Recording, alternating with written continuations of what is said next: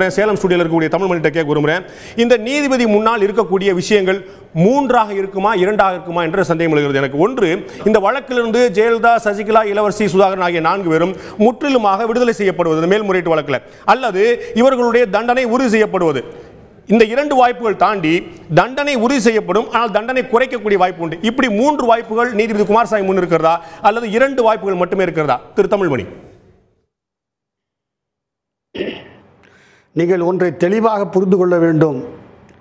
எந்த வழக்கும் நிச்சயமாக வெற்றி பெறும் என்றோ, எந்த வழக்கும் இது நிச்சயமாக தோற்று போகும் என்றோ யாராலும் கணிக்க இயலாது. நீங்கள் சொல்லுகிற 3 விஷயங்களுமே அந்த நீதிபதி முன்னால் இருக்கிறது.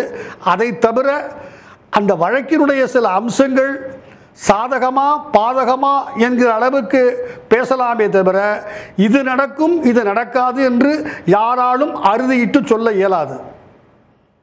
திரு தமிழ்மணி, இதில் 3 வாய்ப்புகள் இருக்கா சொன்னீங்க. சில சட்ட வல்லுநர்கள்ட்ட பேசும்போது அவங்க சொன்ன விஷயம் பார்த்தீங்கன்னா, இதில் ஒன்று, இந்த குற்றச்சாட்டு நிரூபிக்கப்பட்டு முழுமையான தண்டனை அப்படியே நீதிபதி மைக்கேல் டி குன்ஹா அவர்கள் வழங்கிய தீர்ப்பு அப்படியே உறுதி செய்யப்படும், அல்லது இவர்கள் விடுவிக்கப்படுவார்கள். 2க்கும் இடையிலான ஒரு தண்டனை அப்படிங்கிறது ஒருவேளை அந்த 100 கோடி ரூபாய் அபராதம் என்பது குறைக்கப்படலாமே தவிர இதில் இருக்கக்கூடிய ஒரு சிறை தண்டனை 4 ஆண்டுகள் குறைக்கப்படுவதற்கான வாய்ப்பில்லை என்று சில சட்ட வல்லுநர்கள் தெரிவித்தார்கள். உங்களுடைய பார்வை திரு தமிழ்மணி?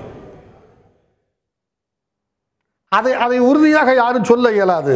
4 ஆண்டுகளை 3 ஆண்டுகளாக குறைக்கலாம், 2 ஆண்டுகளாக குறைக்கலாம், 100 கோடியை 5 கோடியாக குறைக்கலாம். அந்த உத்தரவாதத்தை யாரும் சொல்ல இயலாது. ஆனால் ஒருவேளை தண்டனை உறுதிப்படுத்தப்பட்டு அவர்களுடைய தண்டனை காலம் குறைக்கப்பட்டால் 4 ஆண்டுகளிலிருந்து 2 ஆண்டு காலமாகவோ 3 ஆண்டு காலமாகவோ ஓராண்டு காலமாகவோ அபராதமும் தண்டனை குறைக்கப்பட்டு குற்றம் நிரூபிக்கப்பட்டதானால் தண்டனை குறைக்கப்பட்டிருக்கு என்று சொன்னால், தற்போது முதலமைச்சராக இருக்க முடியாத ஜெயலலிதா தொடர்ந்து அதே நிலையில் தான் நீடிப்பாரா, அல்லது தண்டனை காலம் குறைவதனால் அவருக்கு அரசியல் ரீதியான நிவாரணம் கிடைக்கக்கூடிய வாய்ப்பு இருக்கிறதா? திரு தமிழ்மணி. நிச்சயமாக இல்லை, மிக நிச்சயமாக இல்லை. 6 ஆண்டு காலம் அவர் எந்த தேர்தலிலும் நிற்க முடியாது. அவர் தேர்தலிலே நிற்க முடியாத போது அவர் எம்எல்ஏ ஆவதோ முதலமைச்சர் ஆவதோ அமைச்சர் ஆவதோ என்கிற கேள்வியே எழவில்லை.